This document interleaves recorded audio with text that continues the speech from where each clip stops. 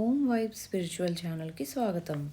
దేవగురువు బృహస్పతి వృషభ రాశిలోకి ప్రవేశించినప్పుడు నర్మదా నది పుష్కరాలు ప్రారంభమవుతాయి. భారతదేశంలోని 12 పవిత్ర నదులలో ఒకటైన నర్మదా నదిని పూజించేందుకు, శుద్ధి చేసేందుకు అంకితం చేసే పుష్కరాలు ఇవి. ప్రతి 12 సంవత్సరాలకు ఒకసారి ఈ పుష్కరాలు జరుపుకుంటారు. నర్మదా నదిలో స్నానం చేయడం, దాన ధర్మాలు చేయడం వల్ల ఆధ్యాత్మిక పుణ్యం లభిస్తుందని భక్తులు విశ్వసిస్తారు. జ్యోతిర్లింగాలలో ఒకటైన ఓంకారేశ్వర్ నర్మదా నది ప్రవహిస్తున్న ప్రదేశాల్లో ఈ ఉత్సవాలు ఘనంగా నిర్వహిస్తారు.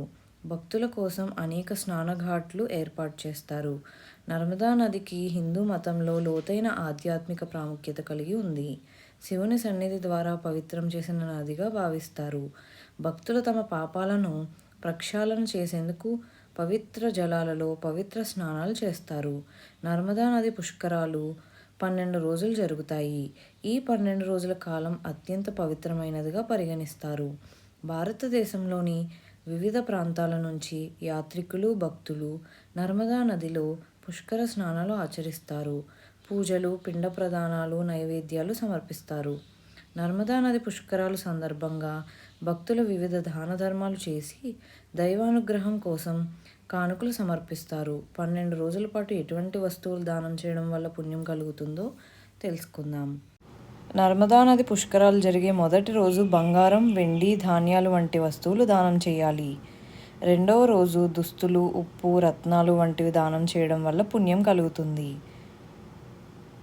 మూడవ రోజు బెల్లం, గుర్రానికి సంబంధించిన వస్తువులు, పండ్లు దానం చేయాలి. నాలుగో రోజు నెయ్యి, పాలు, నూనె, తేనె వంటి ద్రవ పదార్థాలు దానం చేస్తే మంచిది.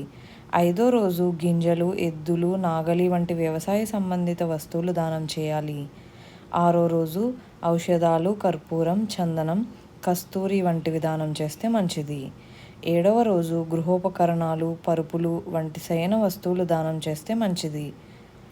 ఎనిమిదో రోజు చందనం, కూరగాయలు, పూలు వంటివి దానం చేయాలి. తొమ్మిదో రోజు దుప్పట్లు, ధాన్యం వంటి దానం చేస్తే పుణ్యం కలుగుతుంది. పదో రోజు కూరగాయలు, సాలగ్రామ రాళ్ళు, పుస్తకాలు వంటివి దానం చేయాలి. 11వ రోజు ఏనుగును దానం చేయాలి. 12వ రోజు నువ్వులు దానం చేస్తే మంచిది. వీటిని దానం చేయడం వల్ల కుటుంబాలకు ఆధ్యాత్మిక యోగ్యత, ఆశీర్వాదాలు లభిస్తాయని నమ్ముతారు. నర్మదా నది పుష్కరాల్లో పవిత్ర స్నానాలు ఆచరించేందుకు ఈ ఘాట్లలో భక్తులకు ఏర్పాట్లు చేస్తారు.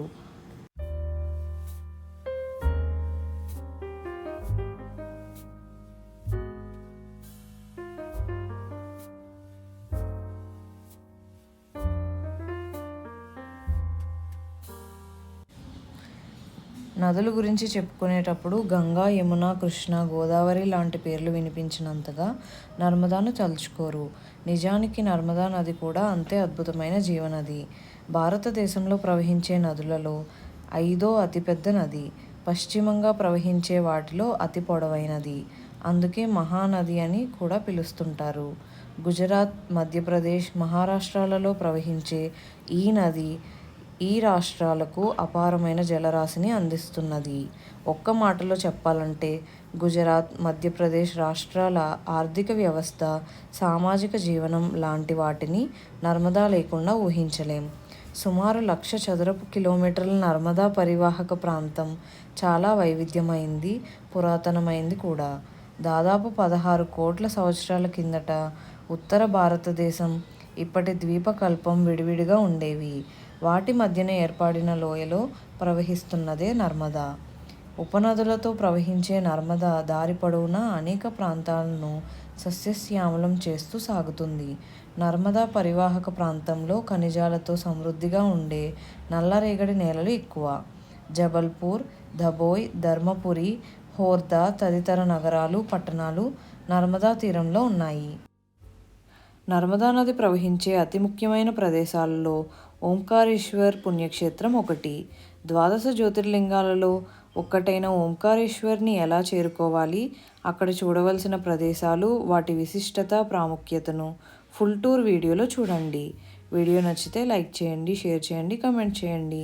మరిన్ని ఇలాంటి వీడియోస్ కోసం ఛానల్ సబ్స్క్రైబ్ చేసుకోండి.